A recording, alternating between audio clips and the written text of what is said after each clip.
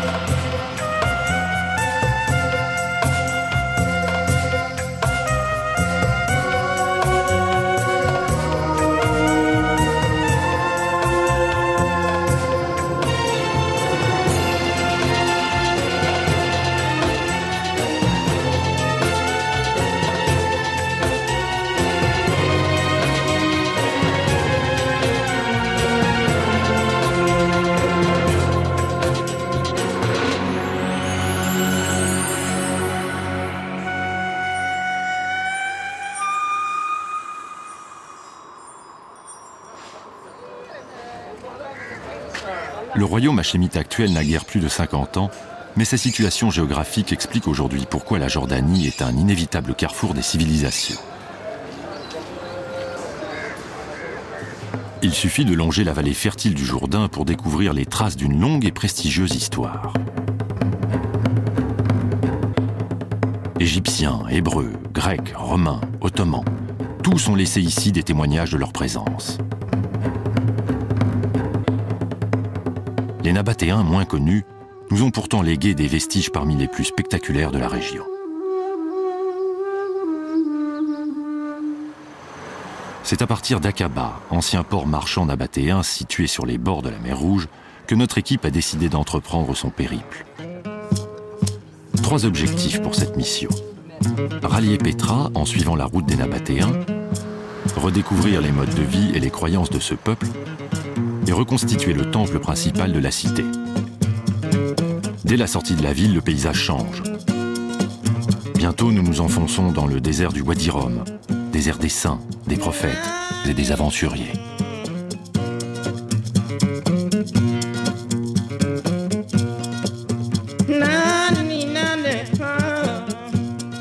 C'est ici que commence, il y a environ 2400 ans, l'histoire des Nabatéens.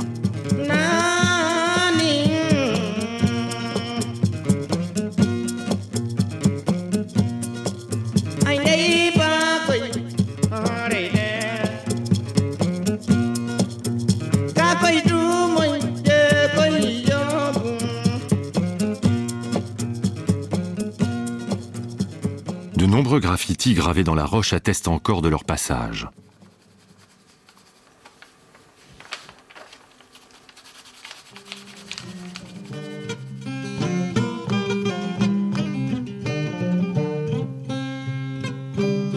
Dans ce vaste océan de sable, vivent encore quelques milliers de Bédouins dont le mode de vie est assez proche de celui des Nabatéens.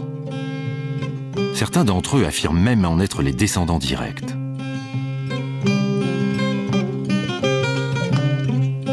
À la nuit tombante, nous acceptons bien volontiers l'invitation des Bédouins à partager leur repas.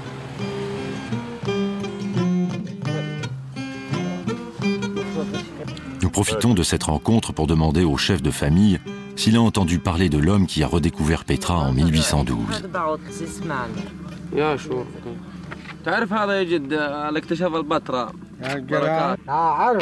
En effet, c'est lui, Johann Ludwig Burckhardt.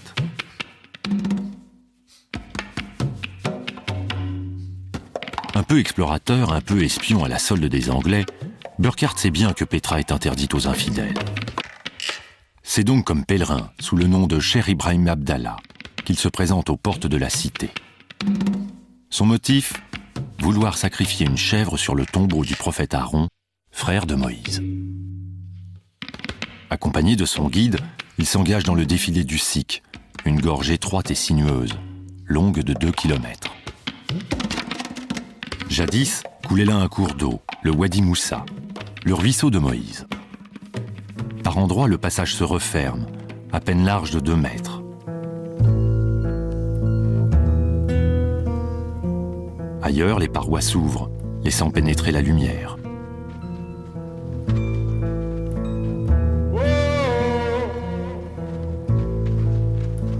Un défilé, une antichambre plutôt. Comme si quelque chose, tout au fond, devait rester caché, protégé du monde extérieur. Burckhardt en a le pressentiment, il touche au but.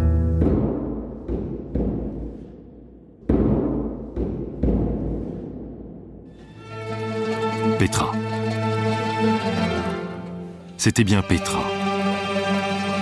La légendaire cité de roc, la capitale des Nabatéens.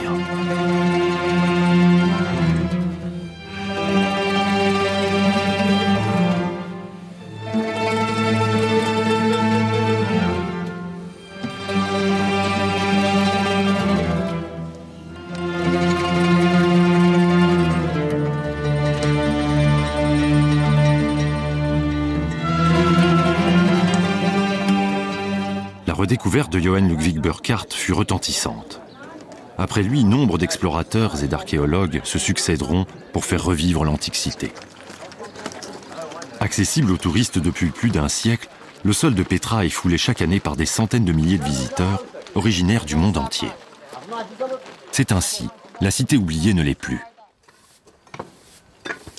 Aujourd'hui encore, plusieurs équipes internationales de chercheurs continuent de fouiller le site qui n'a pas fini de révéler ses mystères. Les nouvelles technologies appliquées à l'archéologie, et notamment la réalité virtuelle, permettent aujourd'hui d'élaborer des reconstitutions tridimensionnelles interactives. Ainsi, un grand nombre d'hypothèses d'assemblage peuvent être validées ou non, en temps réel, et aider à l'interprétation de tout ou partie d'un monument.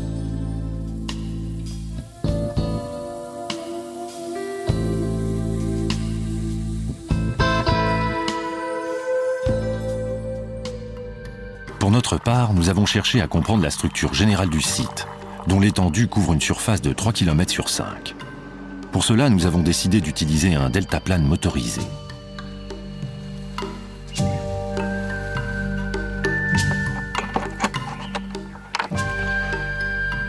Équipé d'une caméra vidéo, ce dispositif offre la possibilité d'apprécier Petra vue du ciel.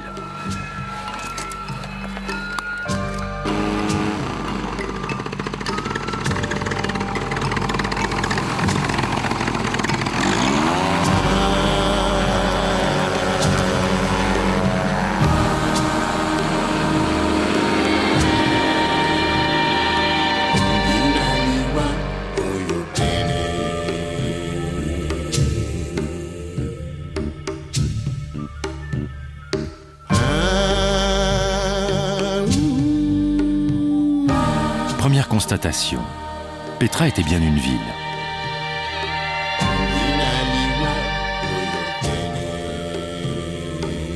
À l'époque de sa découverte, les très nombreux tombeaux disséminés dans la roche ont fait croire qu'il s'agissait d'une nécropole.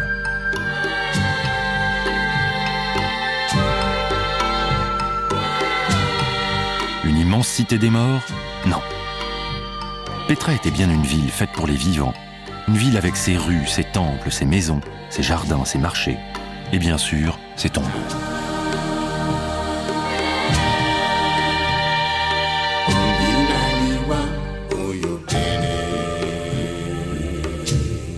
Pour Pourquoi les Nabatéens ont-ils construit leur capitale dans ce vaste amphithéâtre rocheux? Pour le comprendre, il nous faut reprendre l'histoire au début. Sans doute sont-ils arrivés d'Arabie au VIe siècle avant notre ère, poussés vers le nord à la suite d'une longue période de sécheresse ou à cause de divergences religieuses avec d'autres tribus. Et très vite, ils dominent la région. D'où tenaient-ils leur force? Pour Marta Żukowski, dont le travail est depuis 8 années consacré au grand temple sud de Petra, la réponse est simple. À l'origine, les Nabatéens étaient des nomades, et nous ne savons pas exactement d'ailleurs d'où ils venaient. Mais ce qui est sûr, c'est qu'ils ont décidé de s'établir ici et d'y fonder leur capitale, Petra. Petra était le grand entrepôt qui assurait le contrôle de l'ensemble du commerce, du centre au nord-ouest de l'Arabie saoudite jusqu'à Petra.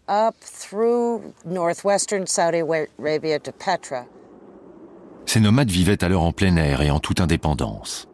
La tradition rapporte même qu'il était interdit chez eux de semer le blé et de construire une maison, sous peine de mort.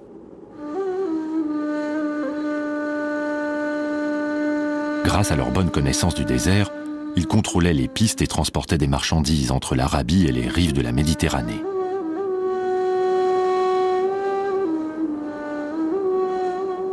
De la myrrhe, de l'encens, des aromates, des bijoux, des étoffes.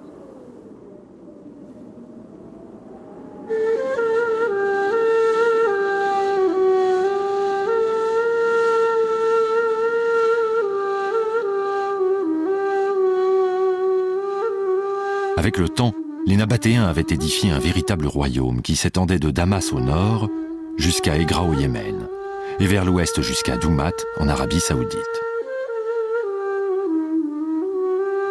C'était la plus riche des tribus arabes. Ils seront nombreux au cours des siècles ceux qui voudront s'emparer de leurs richesses par la force. C'est donc pour protéger leurs biens et conserver leur indépendance qu'au IVe siècle avant notre ère, les Nabatéens ont choisi de s'installer là, bien à l'abri dans ce cirque rocheux.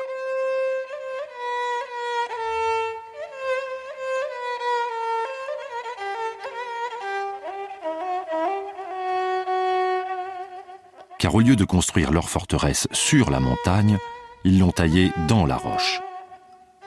Un grès tendre et friable. Si friable et poreux qu'aujourd'hui, sous l'effet de la chaleur et de l'évaporation, les eaux souterraines chargées de sel remontent par capillarité et provoquent l'érosion de la roche dans une symphonie de couleurs.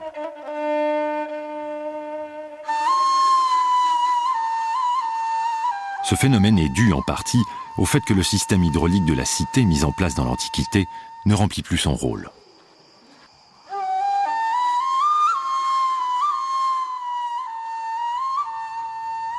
Et c'était là le premier coup de génie des Nabatéens, la maîtrise de l'eau.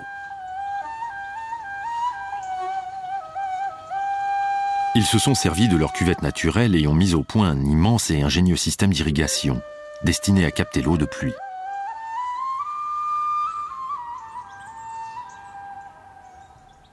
Les Nabatéens étaient ingénieux, particulièrement en ce qui concerne le captage et le stockage des eaux. Ils avaient construit d'énormes canalisations qui permettaient d'acheminer puis d'évacuer l'eau.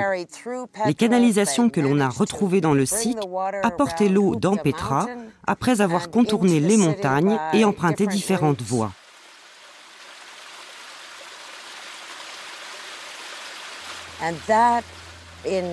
C'est la combinaison des eaux du Sik et du Wadi Moussa qui approvisionnait ce peuple. Il était estimé à l'époque à environ 30 000 habitants. Ils avaient ainsi suffisamment d'eau pour irriguer les plantations et assurer la subsistance des animaux.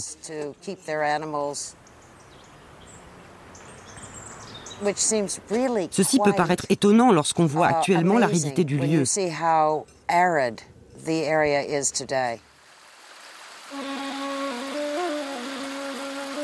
Ainsi, la cuvette naturelle recueillait l'eau sur une très grande